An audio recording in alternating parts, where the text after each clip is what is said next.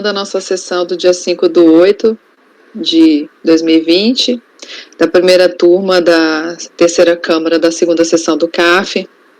Presentes os conselheiros João Maurício Vital, Wesley Rocha, Kleber Ferreira Nunes Leite, Fernanda Melo Leal, Paulo César Macedo Pessoa, Letícia Lacerda de Castro, Tiago Duca Mone e Sheila Aires Cartacho Gomes.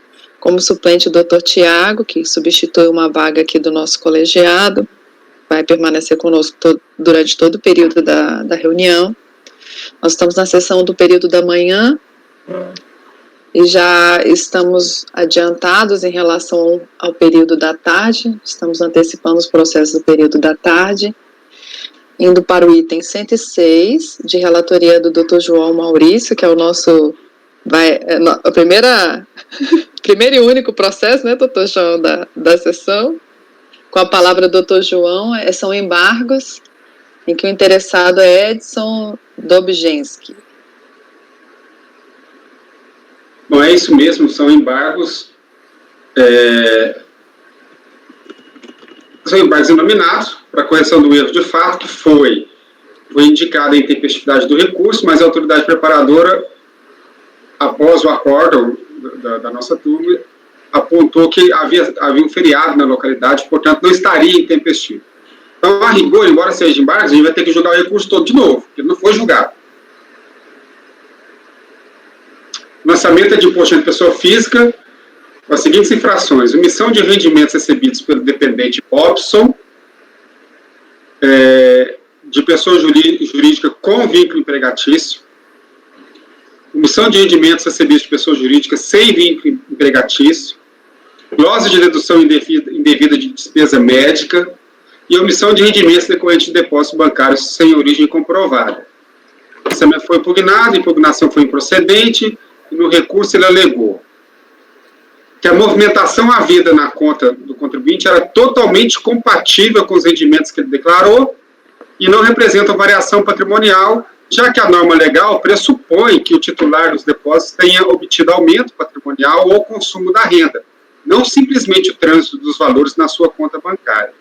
E que os recursos depositados na sua conta bancária provieram de bolões de loteria, sem quaisquer formalidades contratuais, bem como de empréstimos pessoais realizados informalmente, e que tais fatos não foram informados na declaração de imposto de renda por não constituírem variação patrimonial. Em relação às infrações não relacionadas a depósitos bancários, o recorrente reiterou os termos da impugnação. Esse é o relatório. De fato, como apontado nos embargos, a ausência da informação relativa ao feriado estadual ocorrido no dia tal acabou por levar o colegiado a erro a considerar intempestivo o recurso voluntário. Erro esse que deve ser sanado mediante a aprovação de novo acórdão, em que analise inteiramente o recurso. Com base na nova informação, percebo que o recurso é tempestivo e dele conheço. Preliminar. Nulidade de processamento de direito de defesa quanto à omissão de rendimentos recebidos pelo dependente Robson e a omissão de rendimentos recebidos pela pessoa jurídica sem vínculo empregatício. A autoridade fiscal identificou nos registros da Receita a omissão de rendimentos informados nas seguintes declarações de imposto de renda na fonte fornecidas pelas fontes pegadoras. Aí embaixo eu cito as duas. Um rendimento de 2.080, pago para o próprio contribuinte Edson, e um rendimento de 7.000 e pouco, com fonte, pago para Robson, que é o dependente do Edson. Reportando essa impugnação, o recorrente alegou que não tinha qualquer informação sobre os rendimentos recebidos por si e seu dependente. E como não teria sido informado pela autoridade fiscal acerca de quem teria efetuado os pagamentos, não poderia contestar a acusação, configurando-se assim cerceamento do seu direito de defesa. A decisão de piso contestou a alegação da impugnação sob o argumento de que o contribuinte teve vista integral dos autos e ainda que não há nulidade sem que comprove o prejuízo ao defendente. De fato, não há como reparar a decisão recorrida. O recorrente teve acesso integral aos autos e, inclusive, recebeu cópia do relatório fiscal, folhas tais, onde consta claramente a descrição dos rendimentos tidos por omitidos na folha 212. Entretanto, na impugnação limitou-se a dizer que não tinha informações de tais rendimentos, sem apresentar qualquer elemento a contestar a acusação fiscal. Registre-se que os valores dos impostos retidos na fonte foram considerados no lançamento. Então, afasta a alegação de nulidade. Quanto ao mérito, glosa da despesa médica. Também não há como reformar a decisão recorrida nesse quesito. O profissional Juan Carlos negou ter prestado qualquer serviço ao contribuinte, que também não comprovou o efetivo pagamento por tais serviços. Além disso, os recibos apresentados não correspondem ao valor glosado e não contêm CPF e o endereço do profissional em ofensa ao dispositivo da nova 250 dos requisitos formais do recibo. Acerca da nota fiscal número tal, emitida por radiodiagnóstico, trata-se de despesa da sogra do recorrente. Segundo ele mesmo admitiu em sua impugnação, pessoa que não consta como dependente na sua declaração de rendimentos. E essa outra glosa de 910, quanto a ela, nenhum documento foi apresentado para comprovar. Então, em relação às despesas médicas, eu nego provimento ao recurso. Em relação à omissão de rendimentos de depósitos bancários, o recorrente não logrou comprovar com documentos hábeis e idôneos, coincidentes em datas e valores, os depósitos havidos na sua conta, limitando-se a alegar que possuía rendimentos suficientes para fazer frente a eles. Ora, não se descura da existência de rendimentos declarados em montante maior do que os valores depositados, mas caberia ao recorrente comprovar que tais depósitos provieram desses rendimentos. Essa era a prova necessária para afastar a presunção legal da qual o contribuinte não desincumbiu. Eu não sei se é o caso de eu ler todo o meu argumento aqui, mas essencialmente é o seguinte, ele diz, olha, eu tenho rendimento suficiente para fazer aso a esses depósitos, então não poderia ser lançada a presunção. Além do mais, esses depósitos que entraram na minha conta, é porque ele agenciava bolões de loteria entre amigos, ele alega isso, que agenciava esses bolões de loteria, então, eventualmente, tinha os depósitos dos amigos e tinha os prêmios das loterias que entravam na conta dele, ele pagava para os amigos. E também teria realizado empréstimos informais. Nada disso afasta a presunção do artigo 42. Então, esse, na verdade, é o teor do meu voto. Estou negando o provimento por causa disso. Aí eu explico, entro no detalhe de cada um dos depósitos que ele alega ter justificado.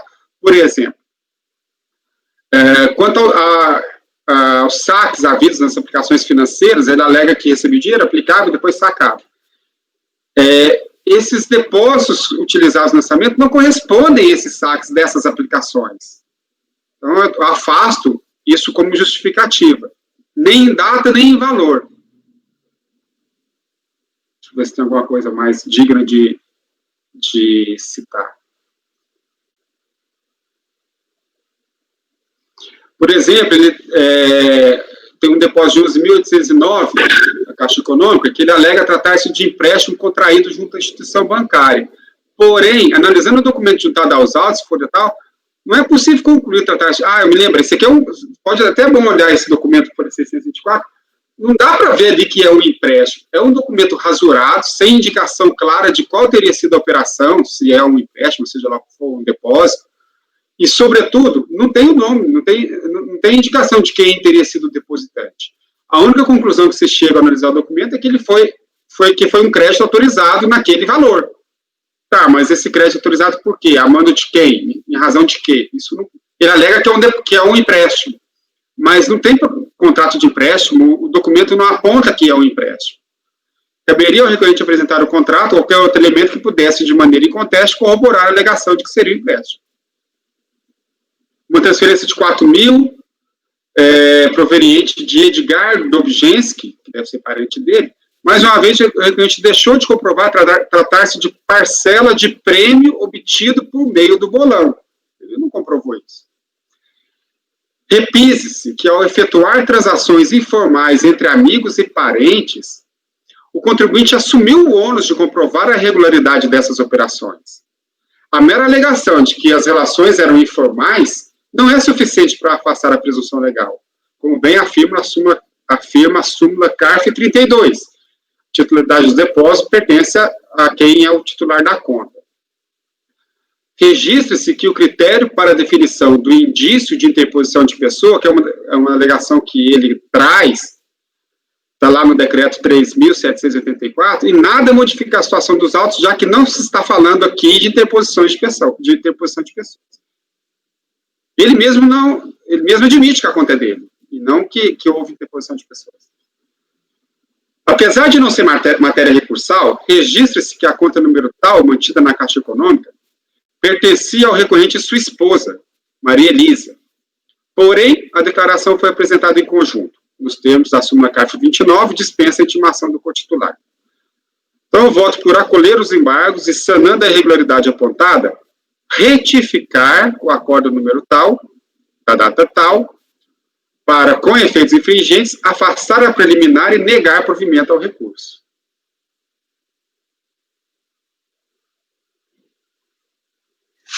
Ok. Algum questionamento?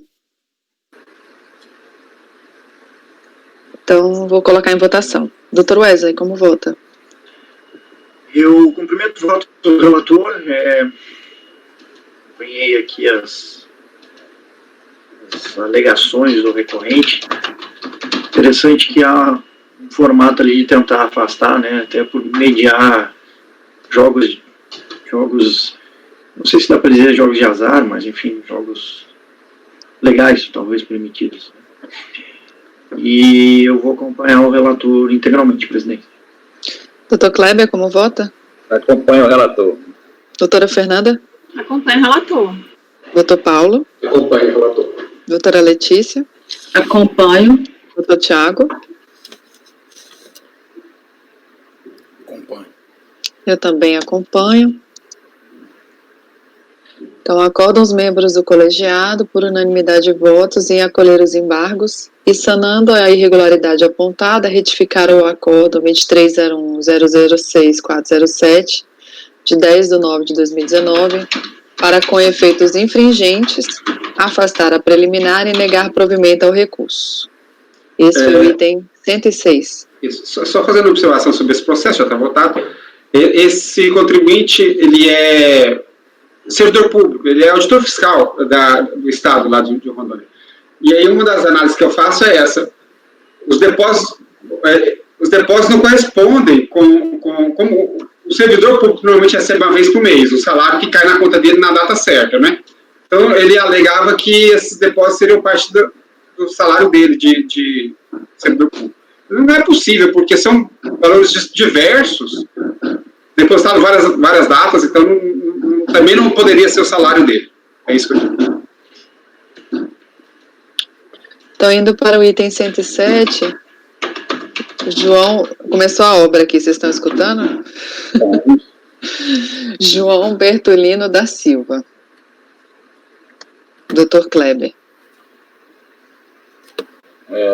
Também, continuando aí no assunto, a emissão de rendimentos, trata-se de auto de infração de imposto de renda, formalização do crédito de R$225 mil. De acordo com o relatório fiscal, o lançamento ocorreu de emissão de rendimentos por falta de comprovação da origem de recurso utilizado em depósitos bancários. O interessado apresentou impugnação, alegando em síntese que o auto de infração seria nulo, porquanto não teria havido descrição clara da forma de cálculo utilizada na apuração do imposto. A base de cálculo teria sido apurada de forma incorreta, pois que parte dos depósitos bancários não lhe pertencia. A aplicação da taxa Selic na cobrança do juros seria inconstitucional. A DRJ considerou improcedente e manteve o crédito tributário. Inconformado, o contribuinte apresenta recurso voluntário com as mesmas alegações da impugnação e acrescenta que teve cerceamento do direito de defesa, uma vez que não foi observado pelo órgão julgador de primeira instância o pedido de intimação do Banco do Brasil para a apresentação das microfilmagens dos cheques emitidos no período de janeiro a dezembro de 2004, ferindo o direito à ampla defesa do recorrente. Esse é o relatório. Então, trata-se de omissão de rendimento de depósitos bancários com meras alegações. Então, recurso é tentativo preliminarmente do cerceamento do direito de defesa. O recorrente alega que teve cerceado seu direito de defesa por não ter o órgão julgador intimado do Banco do Brasil para a apresentação das microfilmagens dos cheques emitidos no período.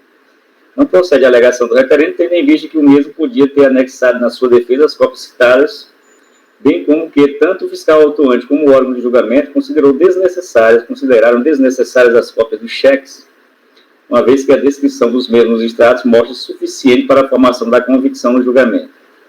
Outro sim, abordar a questão de cerceamento de direito de defesa e da ampla defesa a nível de recurso em processo administrativo é vedado, porque o CARF não pode pronunciar sobre inconstitucionalidade de lei tributária, súmula CARF número 2. Quanto ao mérito, as razões são coincidentes, não ter apresentou nenhum documento, eu repito, eu transcrevo o voto da DRJ. Malgradada a copiosa explanação, vê-se que o interessado questionou basicamente o seguinte: a maior parte dos depósitos havidos na conta bancária teria decorrido da atividade empresarial do seu filho, e a outra parte decorria de rendimentos de sua atividade rural. O imposto não poderia incidir sobre simples ingressos, deveria haver investigação no sentido de averiguar a ocorrência de acréscimo patrimonial e no sentido de se avalizar a capacidade contributiva do contribuinte, e a aplicação da taxa Selic na cobrança dos juros seria inconstitucional. Os questionamentos não podem prosperar. Não há que concordar que parte do depósito teria decorrido da atividade da firma do filho, né, Bertolino AC Neto, pois que desprovido de elementos probatórios. Ele alegou, mas não tem. As cópias de duplicados de DAS, independentemente dos seus pagamentos terem sido feitos pela conta bancária em questão, bem assim a declaração do senhor Bertolino Alexandrino de Carvalho Neto, afirmando que os recursos lhe pertenciam, com efeito, não se prestam à comprovação dos termos previstos no artigo 42 da Lei 9.430. Então, a comprovação da origem dos termos dispositivos deve ser interpretada como a apresentação pelo contribuinte de documentação hábil e idônea, na qual se possa identificar a fonte, o valor, a data do crédito. Ele não apresentou documentos, essas só são alegações.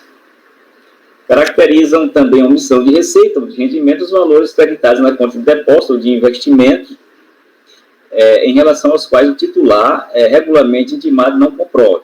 Foi exatamente isso que ocorreu no caso em questão. À vista da não comprovação da origem de recurso utilizado em depósito bancário, fato indiciário, concluiu-se pela omissão de rendimento, fato indiciado, e efetuou-se a pertinente constituição do crédito tributário. Nesse quadro, baldada é a alegação de que deveria ter sido investigada a capacidade contributiva do contribuinte, bem assim se havia acréscimo patrimonial. Então, na questão de não restou comprovado, na questão do mérito, ele não comprovou a origem dos recursos. Tem outras questões aqui. Eu não sei se eu quero a opinião de vocês aí. Tem alguns depósitos inferiores a R$12.000, total de 18 mil, que estão no ano calendário, que eu estou excluindo aqui, embora ele não tenha suscitado. Os depósitos bancários igual ou inferior a 12 mil, por somatório não ultrapassa 80 mil. Então, encontrei aí esses depósitos, no ano todo, eles somam 18.600. Desta forma, devem ser excluídos da base de cálculo tributável do ano calendário. Quanto ao uso da taxa Selic, a redução da taxa Selic como juro aplicado sobre os débitos tributários, informamos que já foi pacificado no âmbito do CARF. Eu aplico a súmula CARF número 4. O exposto, voto por conhecer parcialmente do recurso, não conhecendo as questões de inconstitucionalidade, súmula CARF 2, e no mérito da parcial provimento do recurso, para excluir da base de cálculo tributável do ano calendário de 2004 o valor de R$ 18.600,75. Então, ele não comprovou, só são meras alegações. Neguei aqui a questão permanece e fiz a exclusão dos valores inferiores, até 12 mil, inferiores a 80 mil no ano calendário. Este é o voto. Ele não pediu no recurso. Não pediu. Então, eu tendo a divergir, porque eu acho que ele teria que ter pedido no recurso essa questão. Então, eu posso excluir aqui. Eu não sei qual a opinião do Dr. João, mas eu acho que ele teria que ter pedido. Não, ele teria que ter pedido, mas além disso, eu tenho outra questão. Não tem como. Se não somou 80 mil, abstraindo da questão do pré-questionamento aí, abstraindo disso, se não somou 80 mil, então não remanesce nada, doutor Cleber, de lançamento de depósito bancário, porque se não tem 80 mil, esse é o critério da lei, se não tem 80 mil e nenhum depósito maior do que 12, então nada poderia ter sido lançado sobre esse raciocínio do senhor. Mas o fato antecedente é o que a doutora Sheila colocou. Ele não está alegando isso. Ele poderia ter alegado. E isso não é absolutamente uma matéria de ordem pública. Ele tem que dizer, olha... Eu estou retirando isso aí. Vou deixar mesmo só... Então, retira. Isso aí é só... então, eu não conheço das questões de constitucionalidade e nego provimento ao recurso. Então, são meras alegações, sem nenhuma prova. Porque eu entendo que ele tem que alegar, né? Ele não pode... Alguém tem algum questionamento? Estou só acompanhando aqui a questão do recurso. Ok. Só verifica se ele realmente não pediu, doutor Wesley. Estou verificando aqui.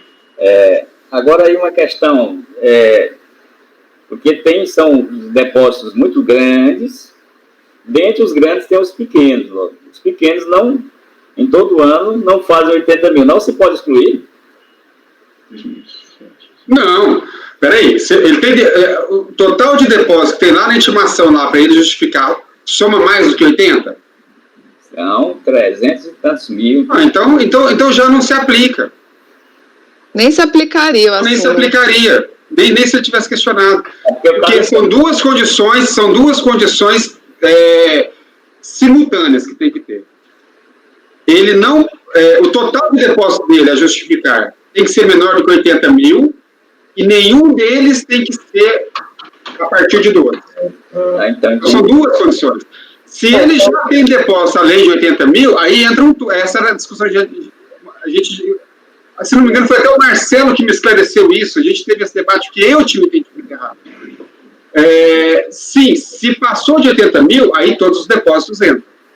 Para excluir depósito, o depósito tem que ser menor do que 12 e não pode somar 80 mil. Isso. Não, são dois requisitos cumulativos. São cumulativos. Então, se ele já tem mais do que 80 mil, aí você nem olha o valor individual do depósito. Eu estava entendendo o seguinte, se ele tem... Botar só 2 depósitos no ano, um de 100 mil e um de 10. Um de 10 seria isso? Não. Então pronto. Então não é isso. Se ele tem mais de 80, você não olha o valor individual do depósito. Agora, se ele tem menos de 80, aí você olha os valores individuais. Algum deles é maior do que 12? Entra. É menor que 12? Não entra. Ok.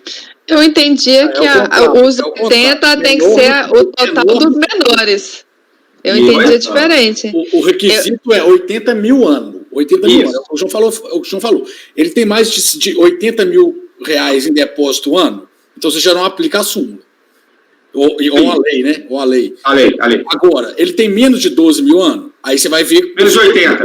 Menos de 80 mil ano, aí você vai ver os depósitos individuais. Entendi. Então, acima de 12 mil, você mantém a atuação. Isso. Então, abaixo de 12 mil, você exclui. Exatamente. Estou entendido agora. Exatamente. Eu tinha um entendimento um pouco diferente. Eu achava que os 80 era a soma dos menores, não o total do auto de infração, por exemplo. Eu achava assim, pegou todos os depósitos menores do que 12 mil, juntou todos os depósitos menores que 12 mil. Se eles deram menos de 80, aí você isenta ele. Não é isso. Doutora Sheila, qual que é o sentido? O sentido é você não tributar com base na presunção pequenas movimentações. E o que são pequenas movimentações? Aquelas que não superam 80 mil no ano. Essas são as pequenas movimentações. Agora, mas quando você usa o limite total. Os 80 é o total dos depósitos, incluindo os maiores. Isso. Veja só. Então, a regra grandes movimentações são aquelas a partir de 80. Essa é a primeira regra. Então, a pessoa que movimenta 80 mil no ano pode até ser depósitos pequenininhos, mas movimentou mais de 80 mil, está sujeito à presunção. Agora, quem movimentou menos de 80 mil, porém, individualmente fez uma movimentação grande, que para efeito da lei é 12 mil, individualmente também entra. Então é esse que é o critério. Entendi. Eu só vou pontuar que essa matéria é controversa, entendeu? Essa posição da Sheila tem muita gente que acolhe ela. Eu sempre voltei com o Maurício, mas eu me recordo que a tese que eu vinha defendendo estava sendo, talvez não estivesse prevalecendo aqui no âmbito do CAF. De todo modo, não é o que trata do processo que a gente está analisando, porque não é matéria. Ele não pediu, né? Então... Mas eu acho que ele deve refletir um pouco mais sobre isso. Eu vou precisar refletir um pouco mais, porque é um entendimento que eu vim adotando, e eu lembro quando eu estava saindo da RJ, houve um debate sobre não estar sendo o acolhido até no CAF, entendeu? Aí eu precisaria olhar melhor. Doutor Paulo, nesse caso, eu acho que é muito importante verificar quais são os acórdãos que deram supedâneo para a edição da súmula. Porque o que vincula não é o texto da súmula, mas o entendimento, a tese da súmula. É isso que é vinculante para nós. Então tem que olhar esses acordos que deram supedâneo, que eles tratam dessa matéria, de como calcular esses limites, e é esse o entendimento que temos que aplicar. Eu vou dar uma estudada nessa. Agora, se adotarem a tese lá do Marcelo, que vocês assustaram, que trata-se de uma isenção, você pode aplicar esse raciocínio. Ah, beleza, tem 300 mil de depósito não comprovado, mas aí já que é uma isenção que a lei traz, até 80 mil e tal, você pode até excluir da base de cálculo lá da incidência. Mas assim, a meu ver, não se trata de uma isenção, e sim de afastar. De um critério. Isso, de um critério de afastamento de uma presunção relativa. Isso. Okay. O Marcelo era isolado nessa tese dele, mas ele entendia isso, que exatamente só a partir de 80 mil que começa a tributar. E ainda tinham outras teses, a do doutor Antônio, que aí juntava o limite, somava conta ou não somava conta, era individual. Não, eu que entendi assim, foi o doutor Antônio que mudou meu raciocínio, e depois eu fui ver e está correto o raciocínio dele, porque eu fui conversar com a Maria Helena sobre isso. Também está lá nos votos que suportam a súmula, que eu entendi que o limite era por conta, e o limite não é por conta, o limite pela soma da... sim, o limite é pela soma das movimentações. Então você soma as contas todas, né? Os sim, 80. Sim. Qual que é a lógica disso? Se não o contribuinte que tem... Porque existia um limite individual para cada pessoa. Se tinha cotitular... Ele tinha esse entendimento, que era... não, aí esse ponto é controverso, tem razão. Quando há cotitular, se o limite é por pessoa ou por conta, ou por movimentação. Esse ponto aí eu acho que pode ser por pessoa, porque quando você mitiga a exigibilidade, nesse caso, num processo normal, você 50%, eu acho que poderia ter ali Obviamente que é bem controverso. É um bom assunto para a gente dar uma estudada. Eu confesso que eu vou dar uma lida nesses acórdãos aí. Mas vamos para o processo aqui, para o item. Então, o senhor vai mudar o voto para negar provimento, né, doutor Kleber? Negando provimento. Tá. Conhecer parcialmente e negar provimento. Doutor João, como vota? Eu acompanho. Doutor Wesley? Não estava lá no recurso do recorrente a questão do limite. Do limite e suas argumentações, elas até foram bem assim, digamos, diretas, né?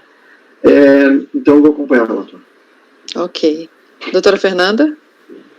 É o relator também. Doutor Paulo? Acompanho. Doutora Letícia? Acompanho. Doutor Tiago? Acompanho. Eu também acompanho. Acordam os membros do colegiado, por unanimidade de votos, em conhecer parcialmente do recurso, não conhecendo das alegações de inconstitucionalidade, súmula CAF número 2, e negar-lhe provimento. Esse foi o item 107. Continuando com o doutor Kleber, João Caldas da Silva, item 108. Trata-se de auto-infração relativa ao imposto de renda de pessoa física no calendário 2002, por ter o contribuinte incorrido na seguinte infração: omissão de rendimentos caracterizado por valores creditados em conta de depósito em relação aos quais o contribuinte regularmente intimado não comprovou, mediante documentação hábil e idônea, a origem dos recursos utilizados nessas operações. Cientificado, o contribuinte apresentou impugnação, alegando preliminar de cerceamento do direito de defesa no curso da ação fiscal por não ter logrado êxito em obter prazo necessário à obtenção dos documentos solicitados junto às instituições financeiras e em obter cópia dos autos do mandado de procedimento fiscal, fato que teria impedido a apresentação dos esclarecimentos solicitados, trazendo agora documentos que comprovariam que os valores apontados pela autoridade fiscal não seriam passíveis de lançamento de ofício, razão pela qual espera a anulação do lançamento.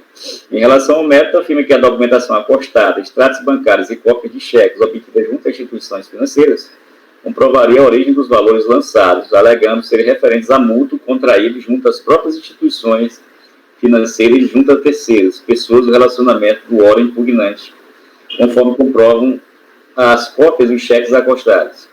Argumenta existir fato de jurisprudência do tribunal no sentido dos valores referentes a proventos, verbas indenizatórias, transferências entre contas, empréstimo e restituição de imposto de renda por não trazer aqueça ao patrimônio não se encontrariam sujeitos ao pagamento do imposto de renda.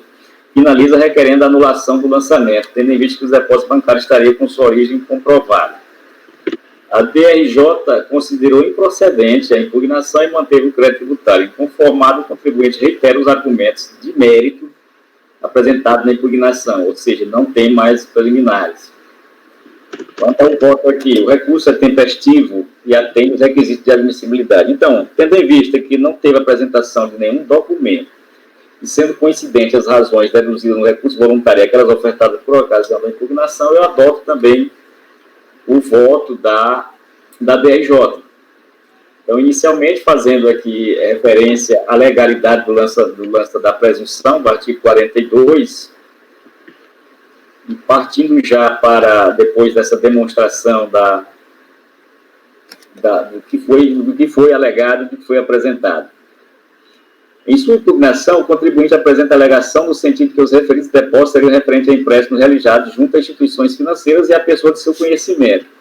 No entanto, nenhuma prova da realização dessas operações de empréstimo, como contrato de mútuo, foi trazida aos atos. Portanto, não foi cumprida a determinação legal no sentido de que a comprovação da origem dos recursos utilizados nos depósitos bancários se faça através de documentação hábil e idônea.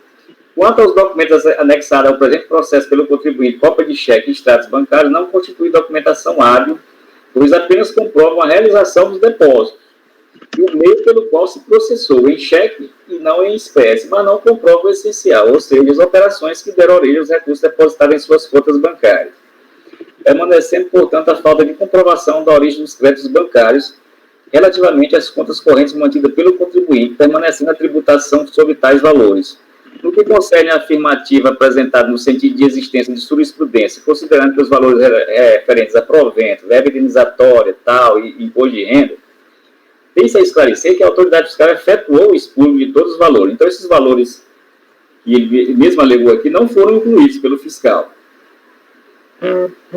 Então, ele também junto uma jurisprudência que não é considerada porque só tem a jurisprudência mencionada pelo contribuinte em sua impugnação se esclarecer que a sentença judicial só tem força nos limites da lide. Então, aqui são... ele alegou basicamente que eram empréstimos e apresentou o quê? Cheques e extratos, né? Que não fazem a vinculação de que se tratava de fato de empréstimo. Não apresentou nenhum documento comprovando que ali foi empréstimo junto às instituições bancárias, que ele diz, e junto a amigos dele, né? Então não tem essa comprovação. O fiscal lançou e eu estou aqui, a DRJ manteve, e eu agora nego provimento também ao recurso voluntário. Esse é o voto. A linha de defesa é engraçada, né? Sempre a mesma argumentação, né? Que é empréstimo que eu peguei com não sei quem e tal. É verdade. E geralmente é amigo ou parente, né? Que aí acha que não tem que apresentar nenhum documento, né? Ou da própria empresa, quando a pessoa tem uma empresa. Então, doutor João, como vota? Eu acompanho.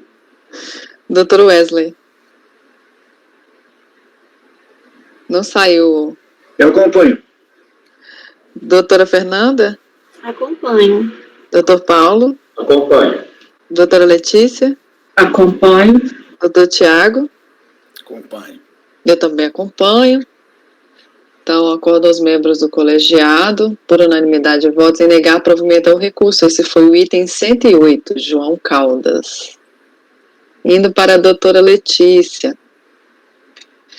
Item 109, José Heleno de Rezende.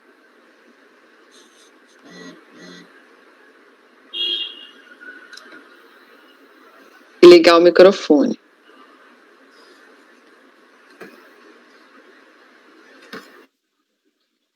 Esse recurso voluntário também se reporta a imposto de renda no calendário de 2002 e a questão dos depósitos bancários.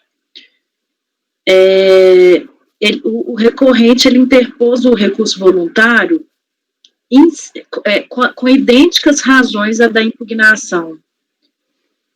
Em síntese, ele contestou a omissão de rendimentos apurados pela fiscalização, alegando que é sócio proprietário da empresa Alto Posto Dom Silvério, em sociedade com a sua esposa, com quem é casado com comunhão total de bens. Ele alegou que esta empresa é tributada por lucro presumido, teve as receitas indicadas nas declarações apresentadas na impugnação, sendo que toda a sua movimentação financeira foi feita na conta do recorrente, destacando que a receita bruta é aproximada aos valores movimentados em sua conta pessoal. Ele fala que a pessoa jurídica à época não tinha conta bancária, sendo que os recursos obtidos por meio das vendas de produtos e recebimentos eram depositados em sua conta particular, e da mesma forma, os pagamentos dos compromissos assumidos eram feitos através de cheques emitidos pelo recorrente. Sustenta que desenvolve exclusivamente atividade empresarial no posto de gasolina e que é perfeitamente compreensível que tenha utilizado sua conta bancária para a movimentação financeira da empresa, restando claro que os valores já pertenciam a ele e foram apenas movimentados em sua conta bancária, não podendo ser objeto de lançamento e cobrança de imposto de renda.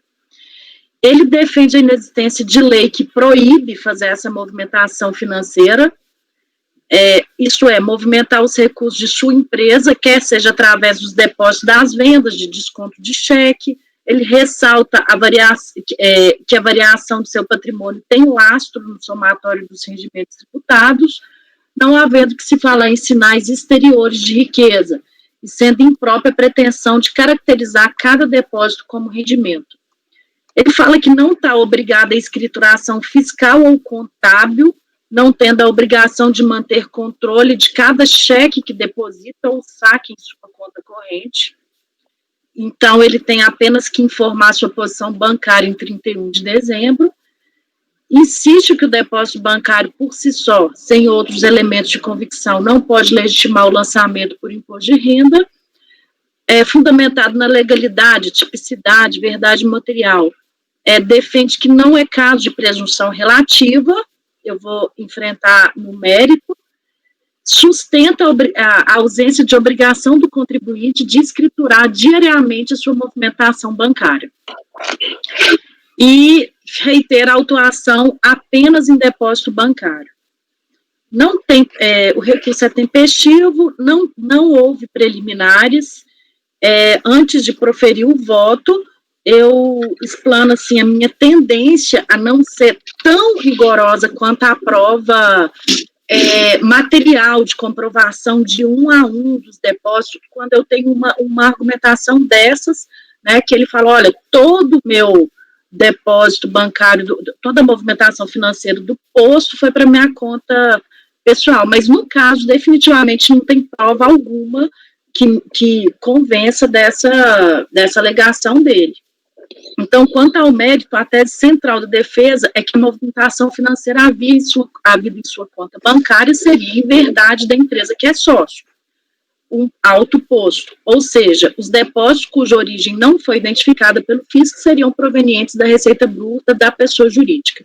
A despeito de toda a fundamentação do recorrente, uma vez identificada uma movimentação financeira incompatível com o rendimento declarado no ajuste anual, é do contribuinte à prova da origem, repetir a origem dessa movimentação financeira, no caso dos depósitos bancários, e não o revés, ou seja, não incube a fiscalização a prova material de que esse depósito amolda-se à tipologia própria de renda para fins de tributação.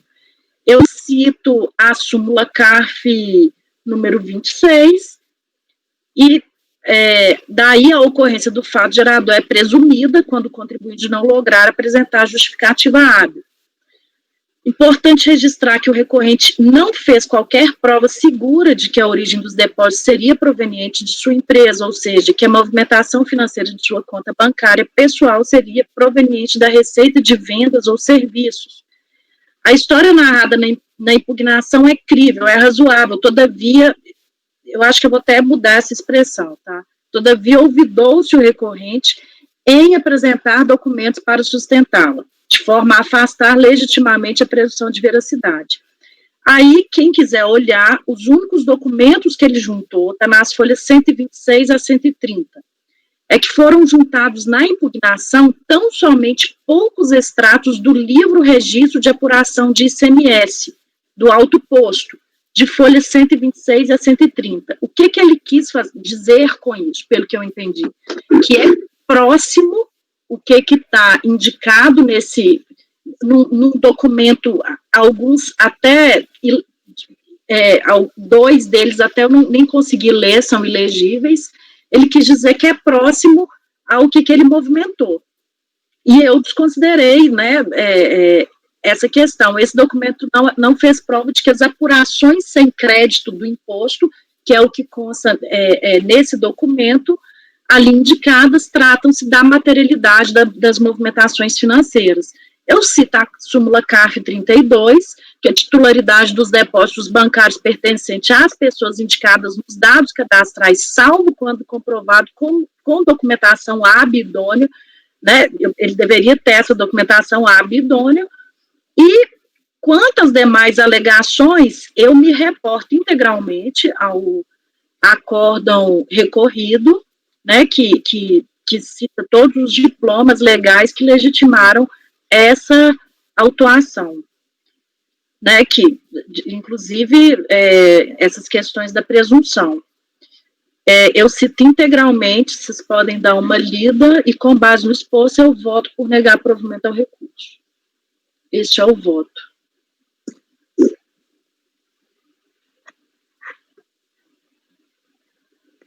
Ok.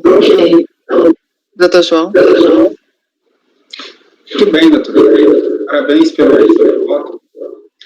Eu só faço primeiro uma observação quanto... Tem um microfone aberto aí, eu acho.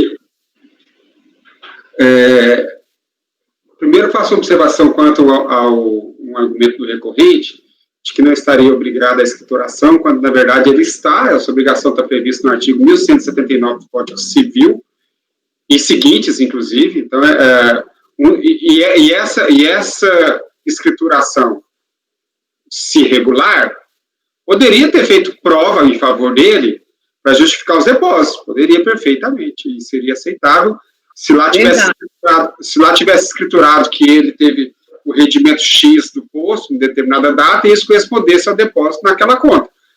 Então, sim, ele estava obrigado e militaria em favor dele, a rigor, né? Eu parei esse acréscimo. Sobre a senhora disse, ao ler seu voto, que talvez não seja tão rigorosa exigir a comprovação depósito a depósito.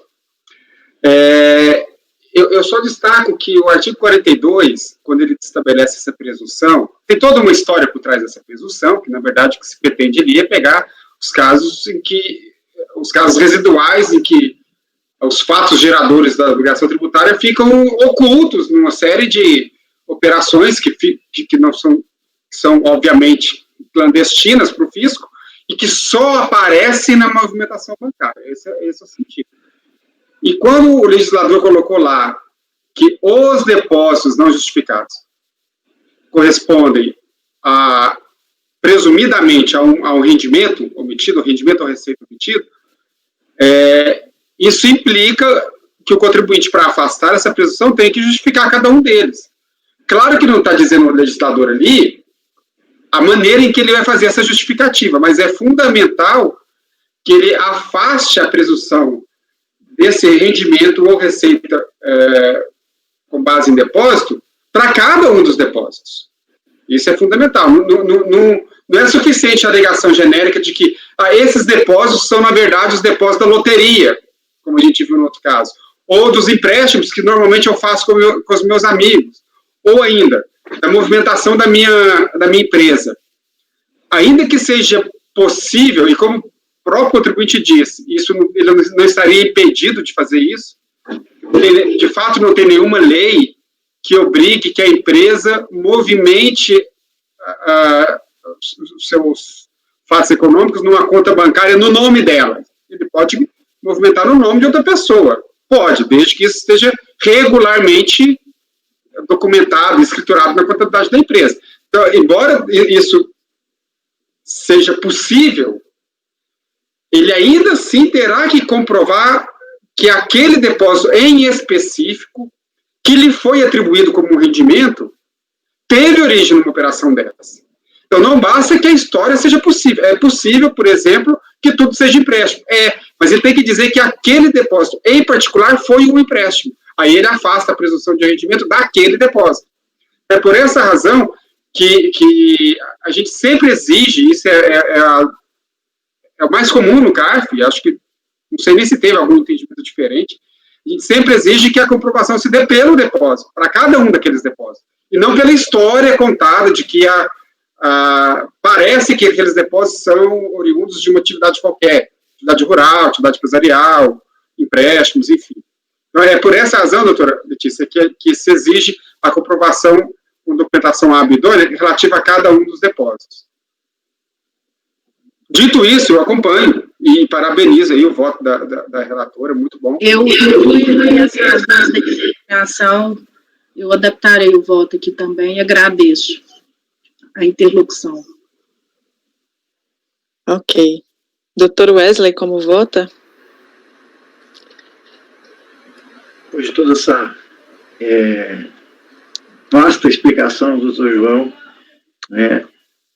com a qual a gente sempre tem aí enriquecimento das matérias e conteúdos, eu acompanho, presidente. Doutor Kleber? Acompanho. Doutora Fernanda? Acompanho. Doutor Paulo? Acompanho. Doutor Tiago? Acompanho. Doutora Letícia, só para fins, assim, muitas vezes de celeridade, a senhora falou que ele replicou os mesmos argumentos lá da impugnação no recurso. A gente tem muitas vezes, a gente se utiliza daquele artigo do regulamento do CARF, eu até esqueci qual que é, João. 57. O 57. 57. Isso, do RICARF, que quando não tem, ele replica simplesmente os argumentos, a gente usa o artigo 57 do CARF, até mesmo assim, já que o contribuinte não teve também zelo em apresentar nada de diferente, né, a gente pode nos dar ao luxo, assim, de muitas vezes acelerar o processo. Não, obrigado. E aí, quando citar o 57, copiar a íntegra da decisão de o voto, né? Lá no voto, a parte que você está aproveitando tem que copiar todinha. O doutor Tiago, então, acompanhou, né? Eu acompanho também. Então, acordam os membros do colegiado, por unanimidade de votos, em negar provimento ao recurso. Esse foi o item 109, José Heleno de Rezende. Indo para o item 110, relatoria da doutora Fernanda. Josélio Caetano de Souza. Vamos lá. Josélio.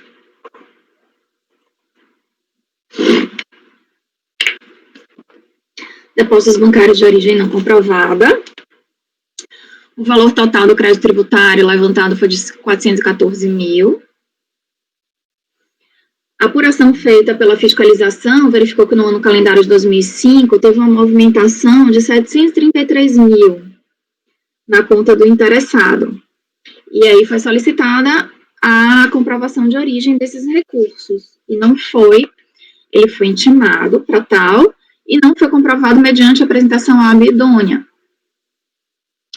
A fiscalização informa demais que só foi possível localizar o interessado por meio do TRE, tendo visto que o cadastro da Receita estava desatualizado, a movimentação financeira com cartão de crédito foi 323 mil, incompatível com o rendimento tributável informado em declaração de ajuste, que para aquele ano foi 15 mil reais. Intimou o contribuinte a comprovar, entre outros documentos, veículos, né, que estavam no nome dele. Nova intimação foi feita em 30/7/2008, tendo em vista que foi um atendimento precário ao primeiro pedido de documentação, não houve resposta, o contribuinte foi intimado novamente em dezembro de 2008 e apresentou resposta alegando que não estava sendo possível apresentar os documentos solicitados devido às dificuldades apresentadas pelos bancos e operadoras de cartão de crédito. Uma vez que não foram apresentados os extratos bancários, foi enviado ao Banco Bradesco, Itaú e Banco as requisições, né, de movimentação financeira. A delegacia pediu para o contribuinte que se manifestasse acerca dessas movimentações, e ele simplesmente, meras alegações, pediu desconstituição das provas colhidas, improcedência do auto, exclusão dos valores de devolução de cheques compensados, e que fosse também recalculado o crédito tributário e reduzida a multa. A DRJ Juiz de Fora, quanto à alegação de constitucionalidade, não conheceu, quanto à questão do sigilo bancário, trouxe toda a fundamentação que a gente já conhece, né, que é possível a quebra de sigilo bancário nesses casos, a omissão de rendimentos, a questão da presunção relativa, que a gente já conhece. Quanto à solicitação dos valores relacionados à devolução de cheques, foi atendido, tá? Quando a fiscalização parou para observar todos os cheques que foram devolvidos, e tudo no que assistia razão ao contribuinte foi considerado. Então, os cheques tem lá os valores certinhos, foram valores de 13 mil, que foram desconsiderados como omissão de rendimentos, porque e aí tem a sominha de cada um, porque foram realmente cheques devolvidos. Em sede de recurso voluntário, repisou as alegações, não trouxe nada de novo, seguiu nas meras alegações. Partindo para o meu voto, na preliminar de inconstitucionalidade não a conheço, trago a súmula CARF número 2, depois quanto ao depósito bancário de origem não comprovada, por todos os motivos já expostos, que eu trouxe novamente aqui no voto, pelos motivos fáticos, de que realmente ele não comprovou, teve uma declaração efetuada de 15 mil reais, e uma movimentação absurdamente 10 vezes superior, e não comprovada, em que pese ter sido intimado algumas vezes para tal. Portanto, desconheço a alegação de constitucionalidade, nego provimento ao recurso voluntário.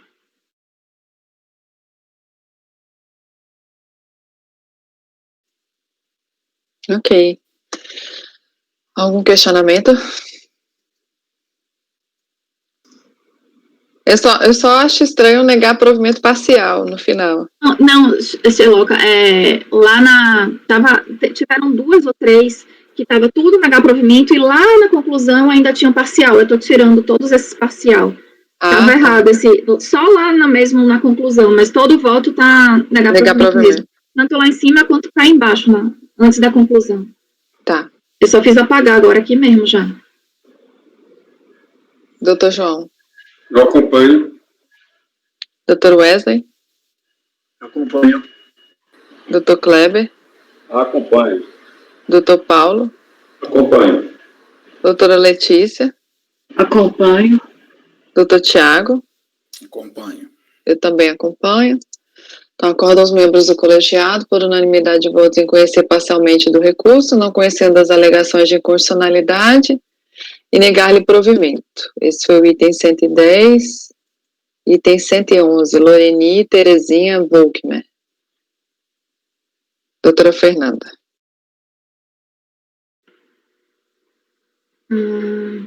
Depósitos bancários. Mesma coisa, né? Vamos lá. Nesse aqui, foi exigido o crédito tributário de 405 mil, né, devidamente atualizado até 2005. A contribuinte impugnou, alegando que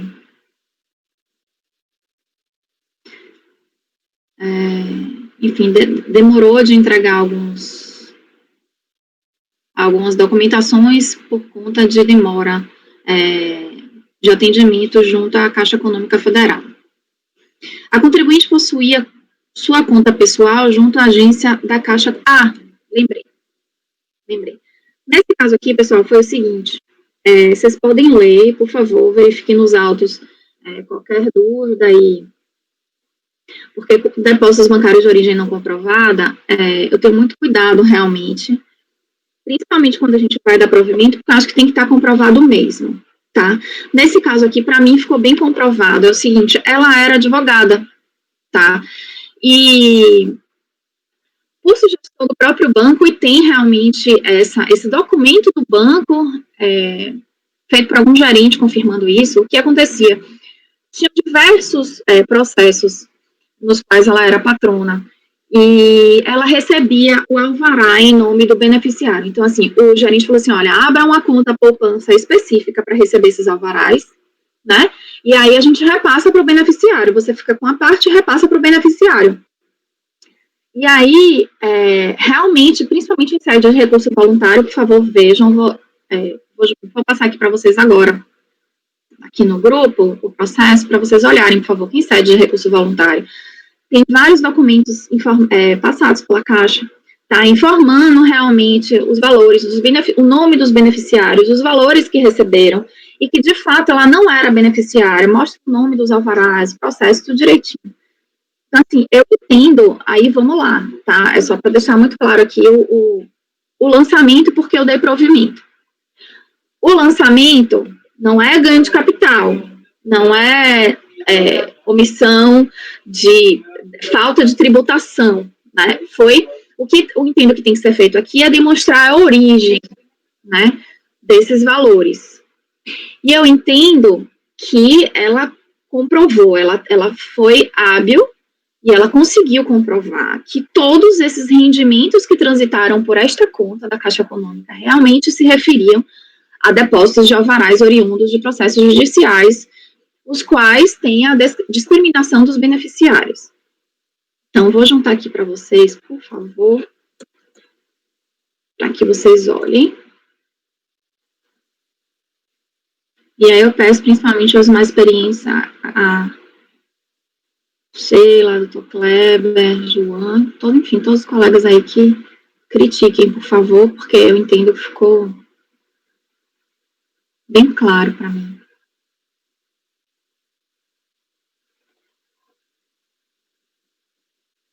Pronto, o processo já está disponível aí no grupo, se vocês puderem abrir, eu vou até informar a página também qual é.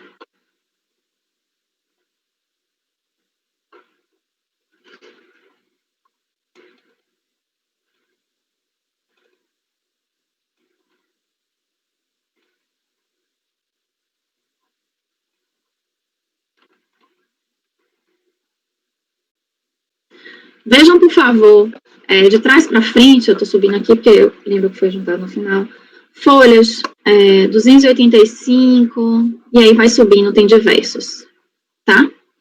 Aí vocês podem ver, ó, que são justamente os depósitos de ordem judicial, né? E aí tem juizados especiais, o nome do beneficiário requerente, oriundo de tal, situação do levantamento, o valor do levantamento, então, assim, tem vários. E aí, lá embaixo tem advogado, Lorene Teresina, CPF tal. E aí, tudo isso foi encaminhado pela Caixa Econômica, e aí eu vou informar para vocês, tem diversos aí, tá? 281, 280, diversos alvarás aí, especificando um a um aí. E aí, na folha de número...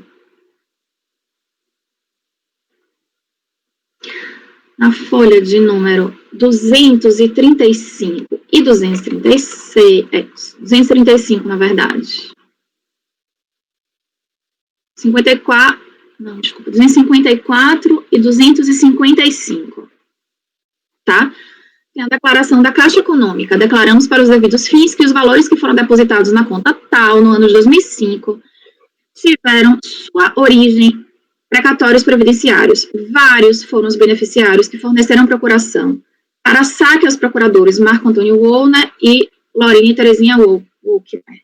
Declaramos ainda que todos os precatórios liquidados por esses procuradores tiveram os valores de imposto de renda retidos na fonte em nome CPF do efetivo beneficiário. Exemplo, aí deu até o exemplo, tal. Desta forma, reconhecemos que os valores pertencentes às partes beneficiárias foram pagos pelos procuradores aos legítimos beneficiários dos referidos precatórios na agência de São Luís Gonzaga, RS, debitando na conta receptora acima citada. Os valores de honorários dos procuradores foram transferidos para a conta tal com a mesma titularidade. Então, entenda assim que ficou muito claro para mim. Então, por favor, se alguém tem alguma dúvida ou se acha alguma coisa estranha, por favor, me diga para eu observar. Doutor Paulo.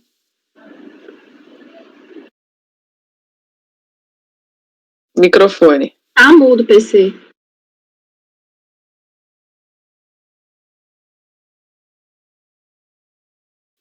Tá mudo.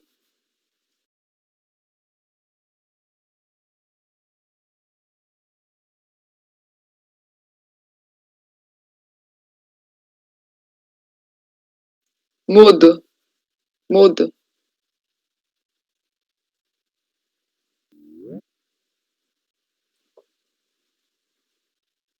Agora, estão ouvindo? Sim. Perfeito. Bom, recentemente nós tivemos um processo aqui em Bargos da Procuradoria, porque a gente não se manifestou se os depósitos bancários assim comprovados se referem a rendimentos que foram oferecidos à tributação. Eu acho que o voto não esclarece isso. Eu acho que as provas dos autos não trouxeram esse esclarecimento, entendeu? Eu acho que a origem comprovada é aquela que é apta a dizer se aquilo foi submetido à tributação ou não. Eu acho que essa declaração da Caixa Econômica não esclarece isso. Não tem como eu aferir a partir desses elementos aqui que ela ofereceu os rendimentos de honorários à tributação. Também entendo que não houve prova individualizada. Aqui houve uma prova genérica da Caixa Econômica que a gente não aceita quando o sujeito passivo oferece. Também acho que não dá para oferecer quando um terceiro venha fazer uma declaração assim genérica, entendeu? Que não prova de forma individualizada cada crédito. Deveria, para cada crédito, comprovar o vital transferência. E a contribuinte provar que os rendimentos emergentes, diz que a diferença entre o que levantou e que passou para o cliente foi oferecer a tributação. Pelo que eu li do voto, não tem essa prova aqui, entendeu? Então, PC, obrigada pelas colocações. Quanto à individualização, eu entendo que tem. Porque nas folhas, se você olhar as folhas, a partir da folha 2516, está individualizado. Tem o nome de cada beneficiário, Rutelo Caetano Martins. Tem aí, ó, o valor tal, operação tal, todo o detalhamento de da operação. Eu só não vi o destino isso que a agência bancária falou que teve, que seria fundamental para aferir se os rendimentos foram oferecidos à tributação. Pronto. E ela teria que fazer essa demonstração aqui, entendeu? E não a gente pesquisar isso nos autos. Eu concordo plenamente com você, que... Você fala do valor da transferência? No final... Da transferência? Desculpa. O que o PC está falando foi que teve embargos da Procuradoria uma certa vez de que deveria ter tido a comprovação de transferência desta conta poupança que foi aberta especificamente para receber o alvará, deveria ter a comprovação de que os honorários remanescentes que foi para a conta dita pela Caixa Econômica Federal, que foi feito, e que deveria ter a comprovação dela de que ofereceu esses rendimentos à tributação. Eu, com toda a vinha, eu ouso discordar, porque isso não foi solicitado em momento algum pela fiscalização. O que a fiscalização solicitou foi o detalhamento e a comprovação da origem dos recursos. Por isso que eu quis dizer que eu tive todo o cuidado de analisar, tá? e tive todo o cuidado de pensar em dar provimento. Porque eu analisei o que foi solicitado. Eu entendo que se vem um embargo da Procuradoria me falando, olha, não foi comprovado que foi tributado, ou não foi comprovado que foi para conta tal, a minha resposta seria, onde isso foi solicitado ao contribuinte? A contribuinte não pode fazer prova de algo que não lhe foi solicitado. O que lhe foi solicitado foi a comprovação da origem dos depósitos, e isso foi feito, pelo menos na minha opinião, de forma individualizada. Então, assim, eu acho que eu não posso exigir uma coisa a mais do que foi solicitado por ela. Inclusive, o argumento da DRJ para manter o lançamento foi que ela não conseguiu comprovar de onde vem esse dinheiro. E foi comprovado. Eu entendo que, no final das contas, o racional é por que a omissão de origem, né? Eu quero entender se tem um patrimônio descoberto, eu quero entender se tem um patrimônio que não foi oferecido à tributação, né, que foi escuso, ou qual a origem, enfim, o que quer que seja, mas que no final das contas o objetivo é, isso foi levado à tributação, né, só que o que eu entendo é que não foi solicitado aqui para ela, olha, por favor, me mostre a origem e me mostre se for a origem que você levou-os à tributação. Eu não vejo isso nos autos. Então, por isso, eu entendo que foi individualizado, que ela demonstrou toda a cooperação e a intenção de demonstrar boa-fé. Eu entendo que está claro que isso foi oriundo, tem vários alvarás, está discriminado lá, diversos alvarás, que ela é advogado, valor, e a Caixa ratificou isso. E é o terceiro desinteressado. Então, assim, acho que foi a primeira vez que eu dei provimento. Doutor João queria falar. Bom, eu estou entendendo, acho que estou entendendo aí o questionamento do Dr. Paulo, porque é o seguinte, ela recebeu o alvará nessa conta, parece que isso está claro nos autos, eu não olhei cada um dos documentos, mas parece que está claro nos autos, que ela recebeu alvarás nessa conta. E que desse montante recebido, ela teria ficado também com seus honorários. Então, digamos, se houve um depósito de 100 e o honorário dela era 10, ela pagou, 90 não era dela, mas 10 era. E a grande dúvida é se, ao justificar a origem, tudo bem, justifica que 90 não era dela, mas e os 10? Ela ofereceu a tributação? Então, me parece que é essa a questão do Dr. Paulo. E aí, eu entendo que, lembrando dos embargos que a gente julgou na sessão passada, eu entendo que tem todo sentido saber, e é para isso que existe a presunção, se aquele rendimento dela, estou falando só do dela, excluído o que era do cliente dela, se o rendimento dela foi tributado, porque se não foi, está correta a presunção de omissão, porque a omissão terá existido. Para resolver isso, me parece que a gente precisa descer os autos em diligência, para que a unidade preparadora, de posse dos alvarás, que eu presumo, ela juntou tudo aí no processo, pelo menos é o que disse a relatora, está tudo aí, de posse dessas informações da Caixa Econômica, desses alvarás, se exclua o rendimento depositado na conta dela, mas que não era dela, e verifique daquele rendimento resultante se há justificativa, se há, não justificativa, mas se há tributação, se foi declarado, se consta da declaração dela, como os honorários recebidos. Mas o alvará está discriminado? Está discriminado o alvará. Normalmente está. Não, o valor dela e o valor do cliente. Os honorários dela e o valor da condenação. Porque se não tiver discriminado no alvará, aí vai ter que pedir sentença, vai ter que pedir contrato de prestação de serviço. É porque uma coisa também são honorários sucumbenciais, outra coisa contratuais, né? O que deve ter no alvará são honorários, possivelmente, contratuais, se tiver, em questão de êxito e tudo mais. Porque eu acho que são sucumbenciais. Não, mas por isso eu proponho a diligência, doutor Thiago. Não tem muito sentido a gente, neste momento, são vários alvarás, a gente fazer esse tipo de análise. Mas tem que a unidade preparadora intimar o contribuinte a comprovar. Não, peraí, isso aqui é o dinheiro do meu cliente. Que transitou na minha conta, mas não é meu. Data para esse cliente. Oi? Mas deixa eu só falar uma coisa para vocês, mais uma vez, assim. Obviamente que vai ser aberta a votação, pode ser aberta a divergência, para que se faça a diligência. Eu não vou mudar meu voto pelo seguinte, em que pese eu entender muito a lógica e respeito muito o posicionamento doutor João, doutor Paulo. Mas, para mim, aqui, quando eu leio o relatório do DRJ, ela fala, ela inclusive especifica, ela tem ciência de todas as contas da Caixa Econômica, tá? Ela fala, olha, deve ficar claro que a contribuinte possuía sua conta pessoal junto à agência da Caixa Econômica de número tal.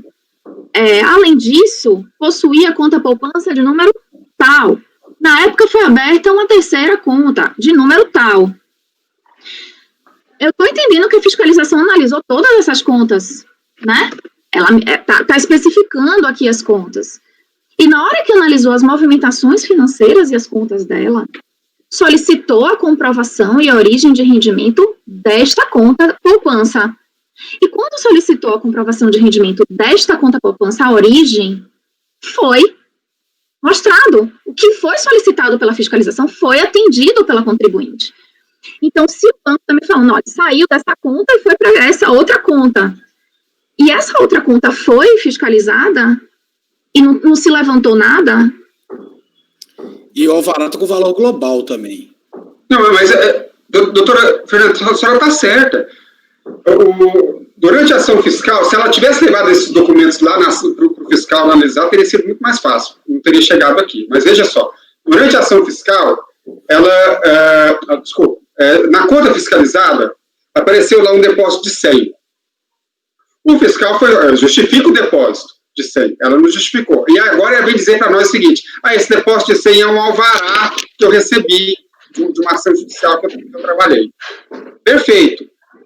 A questão os 100 correspondem ao valor do honorário dela ou correspondem ao valor do cliente dela ou é uma parte de uma, parte de outra? Por quê? Se 90 é do cliente e 10 é dela, houve uma omissão de rendimento de 10. Está correta a presunção? Não houve, porque... Por que houve? Porque foi transferido para outra conta. Está claro isso aqui? É o que está dizendo. Vou ler novamente a documentação. O que a Caixa Econômica diz declaramos para os devidos fins que os valores foram depositados na conta tal, que é esta conta que está sob investigação. Sobre fiscalização. Tiveram sua origem. Então, aqui, a Caixa está falando. A origem foi precatórios previdenciários. Vários foram os beneficiários que forneceram procuração. Todos os precatórios liquidados por esses procuradores tiveram os valores de imposto de renda retido na fonte e CPF do beneficiário. Deu exemplo aqui. Beneficiário tal, valor tal, isso é a página 255. Exemplo, CPF tal, beneficiária tal, valor retido na fonte. Desta forma, reconhecemos que os valores pertencentes às partes foram pagos pelos procuradores ou beneficiários na agência tal, debitando da conta os valores de honorários dos procuradores foram transferidos para a conta tal, com a mesma titularidade. O que eu estou entendendo é que se o valor referente a honorários advocatícios for transferido para uma conta que foi analisada e não teve nenhum ponto levantado de omissão, eu entendo que omissão não há, porque ela não manteve nesta conta poupança honorário dela. Essa conta foi zerada. Todo o valor, se teve um depósito de 500 mil, tá? O que a Caixa está falando é o seguinte, desses 500, teve a parte aqui em cima, o GROSSAP, né? Teve a parte aqui em cima do imposto de renda retido na fonte, que foi devidamente recolhido, tá? Desses 500 que sobraram aqui, sei lá, 480 foi transferido para o beneficiário, que é titular, o CPF, tem aqui o alvará, e o restante, que equivale ao honorário advocatício dela, foi transferido para a conta bancária dela. Essa conta foi aberta só para controlar o recebimento dos alvarás, dos precatórios. Então, para mim, eu analisei, assim, com muito cuidado, porque realmente depósito bancário, né, de origem não comprovada, enfim, esses omissos, realmente a gente tem que ter muito cuidado. Mas a senhora está certa, a senhora está dizendo a mesma coisa que eu. Os 20 do seu exemplo, Mas aí calma. Só te fazendo uma... se ela omitiu, no caso, foi transferido para uma outra conta, e esta conta não é objeto da fiscalização. Não há. Claro. Não. A transferência de uma conta da mesma titularidade não é objeto da fiscalização. Não. Aí já é... Mas ela levou essa conta, esse dinheiro para uma conta que, na verdade, a fiscalização até cita que conhece. Ela cita. Claro. Na DRJ, ela fala, na Caixa Econômica, ela tinha essas 3 contas aqui, ó. Tá falando que a fiscalização sabia, a fiscalização analisou as operações. Então, ela me falou aqui, só que esta conta poupança aqui, nesta conta poupança, eu não sei o que se refere esse dinheiro, não. Aí ela está explicando, e um terceiro, que a Caixa está corroborando, olha, esses valores todos que entraram nesta conta, se refere a isso aqui, todos os beneficiários, e o valor que sobrou, que era dela, foi transferido para essa conta aqui, que a fiscalização cita, que sabe que existe, que analisou também, e não pediu nada para ela. Fernanda, veja só, tem 2 contas do mesmo contribuinte. O que a fiscalização faz quando ela vai fazer o lançamento? Se há transferência da conta A para a conta B, ela não lança 2 vezes.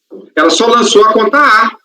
Então, tem sentido. Ela olhou realmente a conta B para dizer, não, aqui eu não vou tributar nada, porque esse depósito proveio de uma conta de mesma titularidade dela, que era a conta A. Porque isso é fácil de constatar ali. É o documento bancário transferindo da conta A para a conta B com o mesmo CPF, do mesmo titular. Então, veja só, o fiscal não...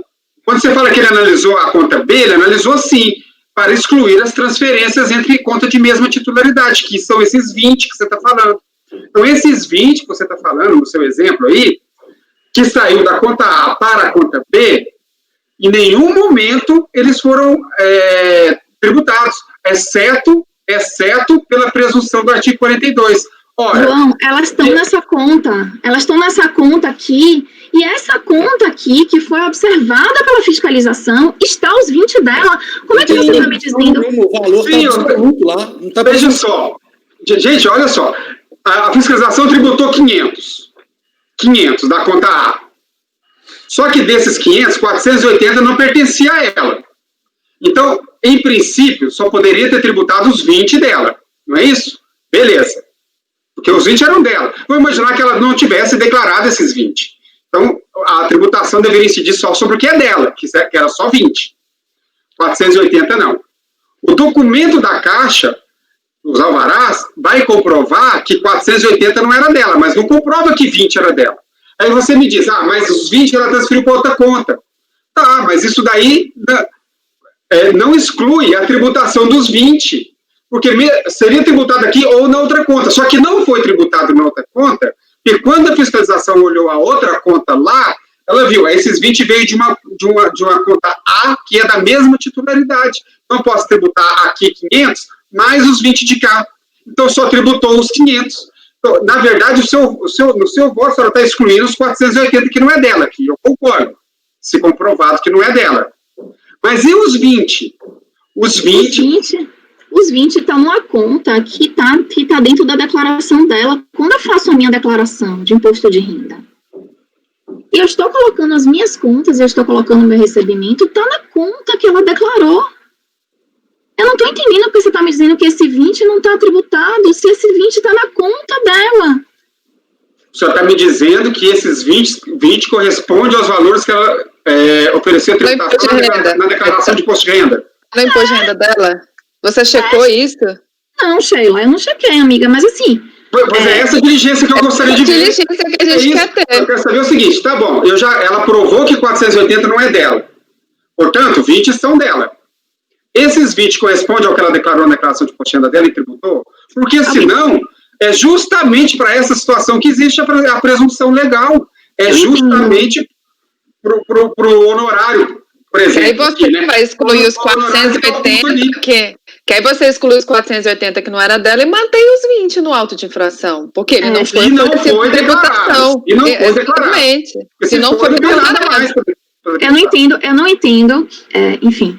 eu concordo, eu entendo o racional, sim, respeito profundamente, acho que tem lógica, mas, mais uma vez, eu com todo respeito, eu vou discordar, porque eu estou achando que o que está acontecendo aqui é que a gente está partindo do pressuposto que esse valor que esse 20 que está na conta corrente dela, ela não declarou, né? Ela não ofereceu a tributação.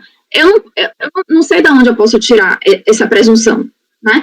Se não tivesse tido transferência de uma conta para outra, se esse valor tivesse ficado lá na conta poupança, se esses 20 tivessem ficado remanescido lá, paradinho, e ela não e realmente não tivesse sido transferido, eu concordo com vocês.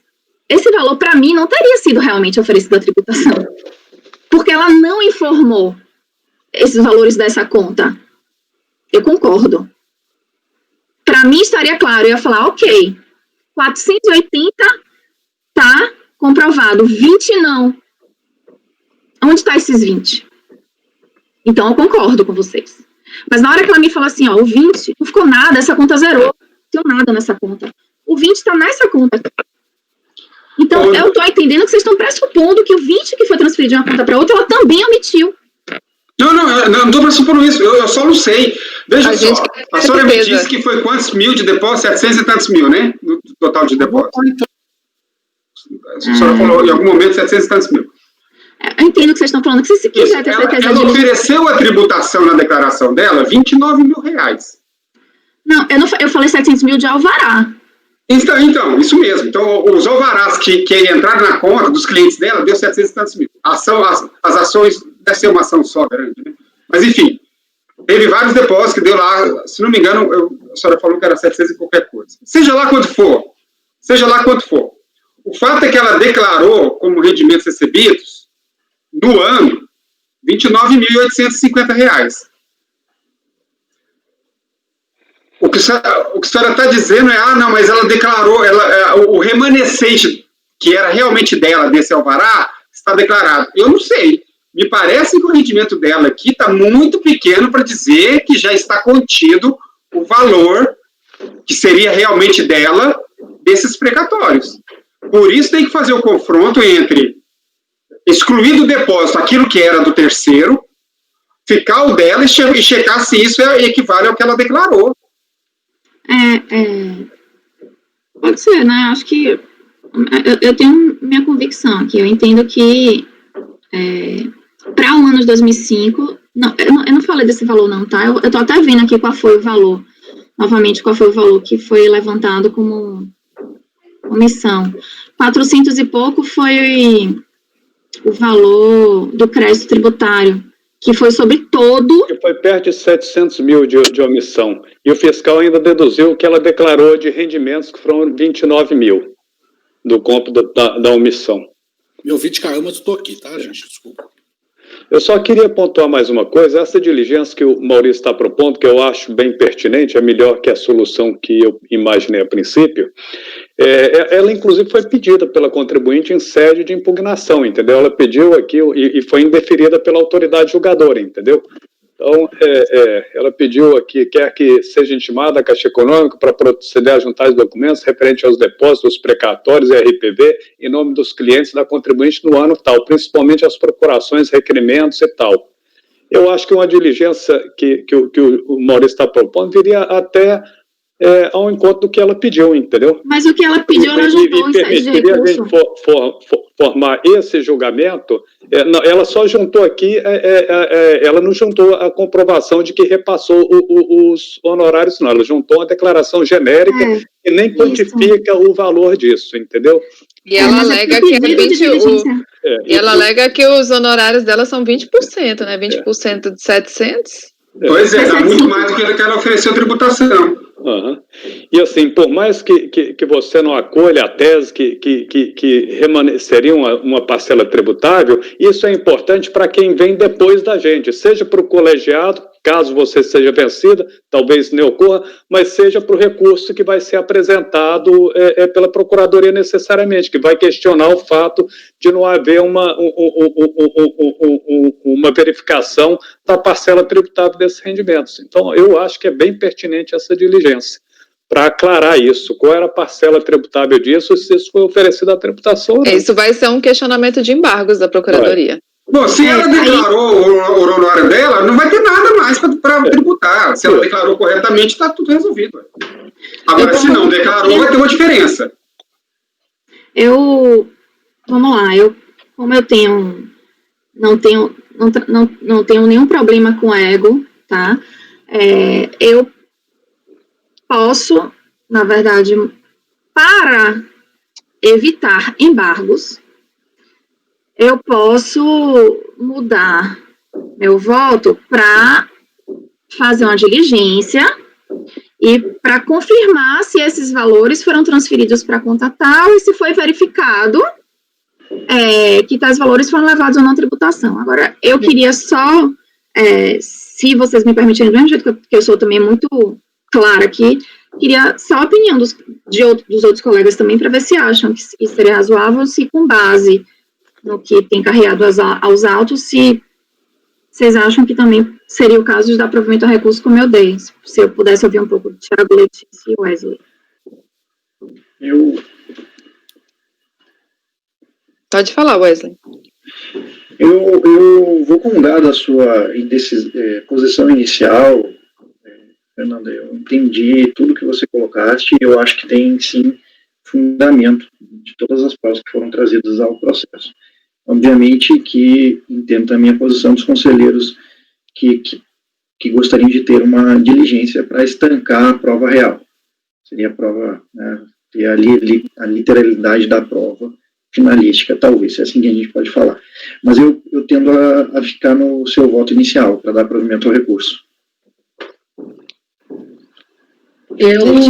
Eu daria provimento ao recurso, eu acho que ela foi super diligente, mas eu acho que se há dúvida do julgador, no sentido, que inclusive é uma dúvida não para prejudicá-la, em princípio todo mundo quer sanar a dúvida justamente para poder votar com mais segurança. Eu não vejo problema, eu votaria de acordo com o seu voto, mas eu não vejo problema numa diligência que, em tese, é para dar fundamento para os demais julgadores, justamente para votar com segurança, né? Porque, pelo que eu entendi, em princípio, eles iriam até abrirem divergência em relação ao voto. Então, eu acho que é o alcance de uma construção democrática, inclusive, da decisão. Então, eu acho que a diligência, eu não me oponho, mas seguiria seu voto. Eu achei muito bem fundamentado e muito, assim, que analisou muito bem as provas.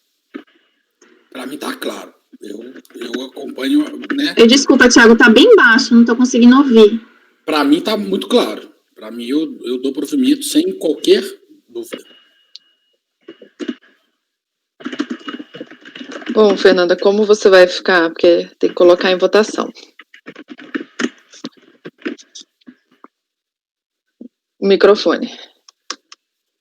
Eu vou manter meu voto. Ok. Então, doutor João, como vota? Eu abro divergência para que o julgamento seja convertido em diligência, a fim de que a autoridade preparadora verifique dos documentos acostados aos autos e, eventualmente, intime a recorrente, se for o caso, dos valores depositados, quais valores foram de fato transferidos aos reclamantes lá da ação, e os valores que permanecerem, que são de titularidade da recorrente, verificar se foram oferecidos a tributação na declaração dela do exercício. Ok. Doutor Wesley? Eu vou acompanhar a relatora, presidente. Doutor Kleber?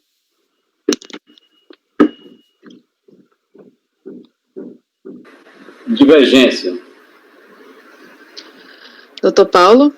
Divergência. Doutora Letícia? Com a relatora. Doutor Tiago? Com a relatora e parabenizando pelo voto, que foi muito descritivo e analisou muito bem as provas, doutor Fernando. Parabéns. Obrigada, Tiago. Eu vou com a divergência. Então, foi um empate a favor do contribuinte. Nesse caso de diligências, E no caso, a proposição não foi pela diligência, né? Ela está votando por dar provimento, né? Mas não tem uma divergência sobre a diligência? Eu acho que não é relatório que define, não, entendeu? Deixa eu verificar. Agora, só uma dúvida aqui que eu gostaria de tirar. Se voltasse, só para confirmar aqui o entendimento meu, se voltasse, por exemplo, da fiscalização, a seguinte informação: verificamos que foram transferidos, né, de fato, os valores da conta X para a conta Y, e que os valores na conta Y, que foram objeto de fiscalização, né, conforme dito, ratificado no relatório da DRJ, que esses valores que estavam na conta tais não foram oferecidos à tributação. O que a gente faria? Mudaria o lançamento? Manteria a omissão de rendimentos. Porque aí porque a omissão de rendimentos foi na conta, tá? O lançamento, porque iria até mudar todo o lançamento, a estrutura do lançamento. Porque a estrutura do lançamento foi 700, foi a base de cálculo, né? Foi o valor tal. 700, vamos supor que seja 700 mil. A base de cálculo. Sim. Vamos supor que ela transferiu 600, ficou 100 para ela. Ela transferiu 600 para os clientes, ficou 100 para ela, não é? Esse 100 é omissão de rendimento. É exatamente a hipótese do artigo 42. Porque ela só terá justificado 600. Mas o lançamento não foi esse. Foi esse. O lançamento foi omissão de rendimento. A base de cálculo do lançamento foi todo o valor que estava na conta poupança. Isso. A base de cálculo foi 700. Aí ela vem e justifica 600. Doutor João, eu vou pedir vista em mesa para proclamar o resultado depois. Já são 12h12. Eu tenho que ver o negócio com o meu pedreiro aqui. Exatamente, eu vou pedir, eu vou interromper a gravação, a gente retoma com o processo. Então a senhora não está pronunciando o resultado agora? Tá. Não vou pronunciar o resultado, vou pedir vista em mesa. Tá. Gente, eu peço desculpa, Fernanda, eu tenho que sair agora. Não, tranquilo. Continua a discussão depois. Eu acho que é uma boa matéria. E aí eu vou interromper a gravação. Vá ao